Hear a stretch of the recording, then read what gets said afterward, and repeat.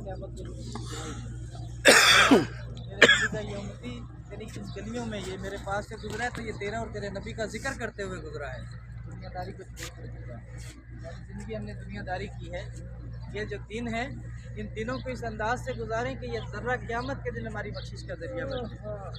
ये 7.5 किलोमीटर लंबा है उहद पहाड़, 3.5 किलोमीटर तकरीबन चौड़ा। ये वो उहद है जिसके सीने पे मेरे नबी ने कदम रखे हैं। पहाड़ की मोहब्बत की कस्में मेरे नबी ने दी हैं। ये उहद मुझसे मोहब्बत करता है, मैं इस उहद से मोहब्बत करता हूँ। कितनी बड़ी फजीलत है कि जिसे मेरे नबी कह दें कि मैं इससे मोहब्बत करता हूँ, फिर उसे क्या चाहिए। ये जन्नती पहाड़ है। 4 पहाड़ जन्नती हैं, 3 मक्का के अंदर है, चौथा ये मदीने के अंदर है। इसको जन्नती कहा है। मेरे नबी ने कहा है कि यह जन्नती है, ये मुझसे मोहब्बत करता है। तो यह पता चला कि जो मेरे नबी से मोहब्बत करेगा वो जन्नती है। उसने अल्लाह के नबी से मोहब्बत की, वो जन्नती है। वो सामने देखो वो महल है, वो पहाड़ी के ऊपर एक महल बना हुआ है।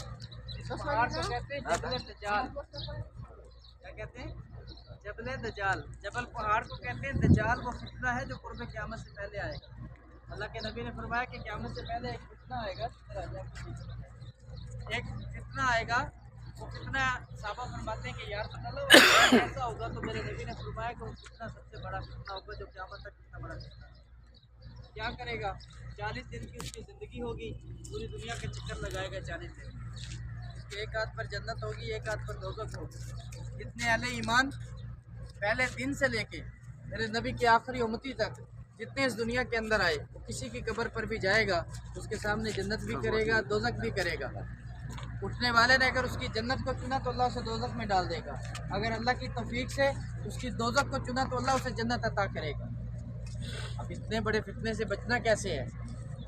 सोचने वाली बात है ना कि इतना बड़ा फितना है, क्योंकि अल्लाह के नबी ने फरमाया जो दुनिया से चले गए, जो दुनिया में आए वो भी, जितने ईमान वाले हैं, इससे बचे वो दुनिया के फितने से भी महफूज रहेगा, दजाल के फितने से भी महफूज रहेगा। अब इसे जबल दजाल क्यों कहते हैं? आते हैं इस बात की तरफ। ये बताने का पूछते हैं, यहाँ पे जिक्र तो बनता नहीं है।